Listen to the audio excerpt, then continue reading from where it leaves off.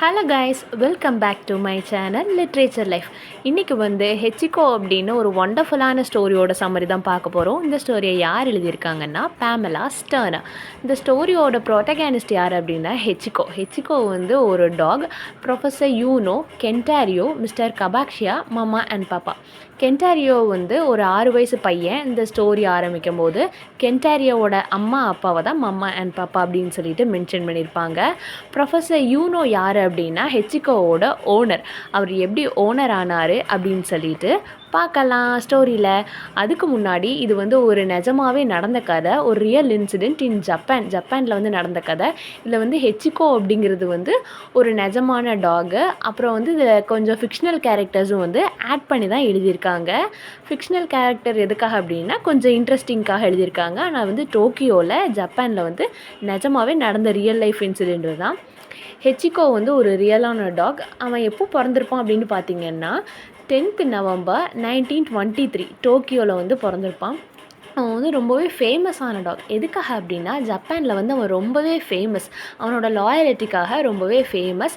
கடைசி வரைக்கும் தன்னோட ஓனருக்காக வெயிட் பண்ணியே ஹெச்சிகோ இறந்ததுனால ரொம்பவே ஃபேமஸான டாக் அவன் எப்படி இருப்பான் அப்படின்னு சொல்லி பார்த்தீங்கன்னா திக்கான க்ரீம் கலரில் இருக்கும். அவனோட ஹேரு, பாயிண்டடான ஐஸு, நல்ல கர்வ்டான டெய்ல்ஸு, ப்ரௌன் ஐஸில் இருப்பான். 8th March 1935 ஹெச்சிகோ இறந்துருப்பான். ஹெச்சிகோவோட ப்ரீடு என்ன அப்படின்னு பார்த்தீங்கன்னா அங்கிட்டா ப்ரீட் அப்படின்னு சொல்லிட்டு ஒரு ப்ரீடான டாக் தான் ஹெச்சிகோ. இவன் அவனோட ஓனர்கிட்ட எப்படி வந்திருப்பான், இவனை எதுக்காக லாயல் டாக் அப்படின்னு சொல்லிட்டு கதைக்குள்ளே போய் பார்க்கலாம். கென்டாரியோ ஆரம்பத்தில் சொன்ன மாதிரி தான் ஒரு 6 years old பாய். அவன் அவன் ஃபேமிலியோட டோக்கியோவுக்கு ஷிஃப்ட் ஆகிருப்பான். இது பக்கத்தில் அவனோட வீடு இருக்கும் அப்படின்னா Shibuya train station in Tokyo. ட்ரெயின் ஸ்டேஷன்னா ரயில்வே ஸ்டேஷன் தான். Shibuya train station in Tokyo பக்கத்தில் அவங்க வீடு இருக்கும். கென்டாரியோவோட டேடி டெய்லி ட்ரெயினில் தான் ஆஃபீஸ் போயிட்டு வருவாங்க. அப்போது கென்டாரியோ குட்டி பையனாக இருக்கும்போது ட்ரெயினோட சத்தத்தெல்லாம் கேட்டு அடிக்கடி பயப்படுவான். ஆனால் இப்போ அவனுக்கு ட்ரெயினில் போகணும் அப்படின்னு சொல்லிட்டு ஆசையாக இருக்குது. அவங்க அம்மா என்ன பண்ணுவாங்க அப்படின்னா ஒரு நாள் ரயில்வே ஸ்டேஷனுக்கு கூட்டிகிட்டு போய் அவங்க டேடியை ரிசீவ் பண்ணலாம் அப்படின்னு சொல்லி கூட்டிகிட்டு போகும்போது தான் ப்ரொஃபஸர் யூனோ அவங்க டேடியோட ஒர்க் பண்ணுவார். அவர் இன்ட்ரோ ஆவார். ப்ரொஃபஸர் யூனோ ஒரு ஓல்டு மேன் தான். அவர் இன்ட்ரோ ஆவார். யாருக்குன்னா கென்டாரியோவுக்கு.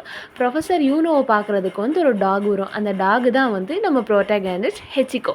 ஹெச்சிகோ மார்னிங் டு ஈவினிங் வரை யூனோக்காக வெயிட் பண்ணிகிட்டே இருக்கும். ப்ரொஃபஸர் டோக்கியோ இம்பியல் யூனிவர்சிட்டியில் யூனோ ஒர்க் பண்ணுவார்.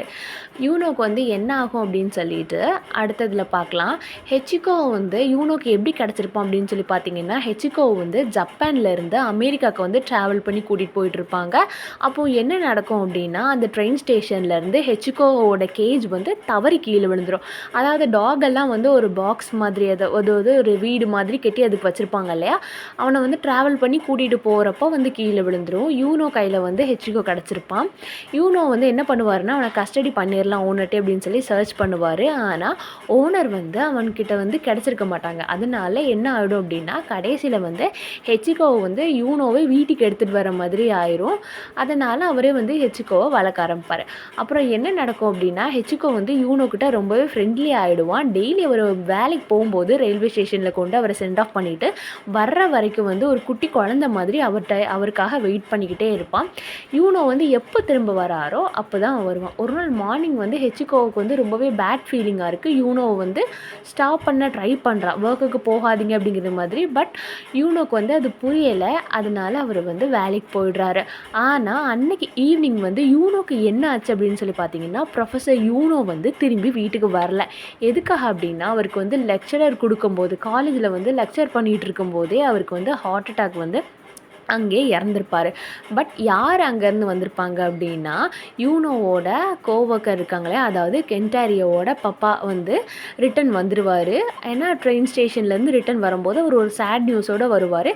கென்டாரியோட சொல்லுவார் இதே மாதிரி ப்ரொஃபஸர் யூனோ இறந்துட்டாங்க அப்படின்னு சொல்லிட்டு. அப்போ கென்டாரியோ ரொம்பவே ஃபீல் பண்ணுவான். இனிமேல் ஹெச்சிகோ என்ன பண்ணுவான் அப்படின்னு சொல்லிட்டு. ஆனால் ஹெச்சிகோ என்னைக்காக இருந்தாலும் ஒரு நாள் என்னோடய ஓனர் வருவார் அப்படின்னு சொல்லிட்டு அந்த ஈவினிங் அங்கேயே வெயிட் பண்ணிகிட்டு இருப்பான். அதுவும் இல்லாமல் டெய்லி வந்து மார்னிங் டு ஈவினிங் வந்து அந்த ட்ரெயின் ஸ்டேஷனில் வந்து அவருக்காக வெயிட் பண்ணிக்கிட்டே இருப்பான். ப்ரொஃபஸர் வந்து இன்றைக்கி வருவார், நாளைக்கு வருவார், இல்லைனா என்னைக்காவது ஒரு நாள் வந்து திரும்பி வருவார் அப்படின்னு சொல்லிட்டு அந்த ட்ரெயின் பேசஞ்சர்ஸ் எல்லாம், அதாவது டெய்லி வந்து ஒருத்தங்க ட்ரெயினில் போயிட்டு வந்துட்டு இருக்காங்க அப்படின்னா அந்த டாகை வந்து நோட் பண்ணுவாங்க இல்லையா. இவன் வந்து நியூஸ் ஸ்டாண்ட், அதாவது அந்த ரயில்வே ஸ்டேஷனில் இருக்கிற நியூஸ் ஸ்டாண்டில் வந்து உட்காந்து வெயிட் பண்ணிக்கிட்டே இருப்பான். கென்டாரியோவும் நம்ம ஹெச்சிகோவும் வந்து ரொம்பவே ஃப்ரெண்ட்ஸ் ஆகிடுறாங்க. ஏன்னா கென்டாரியோவுக்கு வந்து ஆல்ரெடி அவன் மேலே ஒரு கிரேஸ் இருக்குது. அந்த சிம்பத்தி மூலியமாக 2 பேருமே ரொம்பவே ஃப்ரெண்ட்ஸ் ஆகிடுறாங்க. இவன் பேரண்ட்ஸோட ஹெல்ப் மூலியமாக டெய்லி வந்து இவன் வந்து நம்ம ஹெச்சிகோவுக்கு வந்து கென்டாரியோ வந்து ஃபீட் பண்ணுறான். அப்போ கென்டாரியோ வந்து ஒரு நாள் யார் மீட் பண்ணுறாங்க அப்படின்னு பார்த்தீங்கன்னா மிஸ்டர் கபாக்ஷியா. கபாக்ஷியா வந்து யார் அப்படின்னு பார்த்தீங்கன்னா ஒரு கார்டனர். யாரோட கார்டனர் அப்படின்னா ப்ரொஃபஸர் யூனோ, அதாவது இறந்து போனார்ல அவரோட கார்டனர். அப்போ இவங்க வீட்டில் தானே ஹெச்சிகோவும் இருப்பான். அப்போ வந்து இவர் சொல்லுவார், ஹெச்சிகோவுக்கு வந்து அவர் இறந்துட்டாருன்னு இன்னும் தெரியாது, என்னைக்காக இருந்தாலும் ஒரு நாள் வருவார் அப்படின்னு சொல்லிட்டு டெய்லி வந்து இங்கே வெயிட் பண்ணிகிட்டு இருக்கான் அப்படின்னு சொல்லுவார்.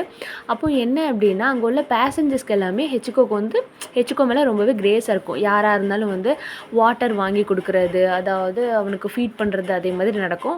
ஒரு நாள் ஈவினிங் வந்து ஹெச்சிகோ வந்து வீட்டுக்கு வரல. அப்போ வந்து அவனை தேடி வந்து போனப்போ அந்த ரிலேட்டிவ்ஸ் எல்லாமே வீடை காலி பண்ணி போயிருக்காங்க. ஆனாலும் அந்த வீட்டிலலாம் இல்லாமல் டெய்லி அவன் வந்து ரயில்வே ஸ்டேஷனுக்கு போயிட்டு வர்ற மாதிரி தான் அவன் வந்து இந்த ஈவினிங்கில் வந்து மார்னிங் டு ஈவினிங் அதை வந்து ஒரு ஷிஃப்ட் ஒர்க் மாதிரி செஞ்சுட்டு இருந்திருக்கான். அந்த வீட்டில் கூட அவன் தங்க மாட்டேன்றான்.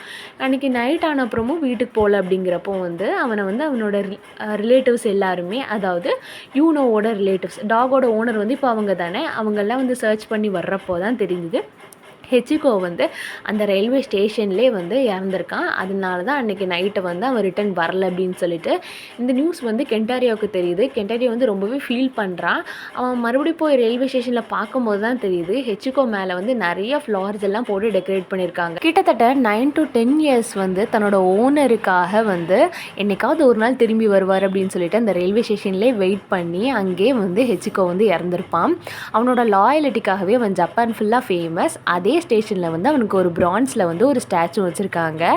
அவனோட லாயலிட்டிக்காக அவன் ஜப்பான் ஃபுல்லாக ரொம்பவே ஃபேமஸ். எதுக்காக அப்படின்னா எந்த ஒரு டாகாக இருந்தாலும் இப்படி இருக்குமா அப்படின்னு சொல்லிட்டு தான். இதோட தீம் என்னெல்லாம் பார்த்தீங்கன்னா லாயலிட்டி, பெட்ஸ் லவ், ரிலேஷன்ஷிப். இவ்வளோ தான் ஸ்டோரியோட சம்மரி முடிஞ்சிருச்சு. உங்களுக்கு ஏதாவது டவுட்ஸ் இருந்தால் கேளுங்க. மறக்காமல் சப்ஸ்கிரைப் பண்ணுங்கள்.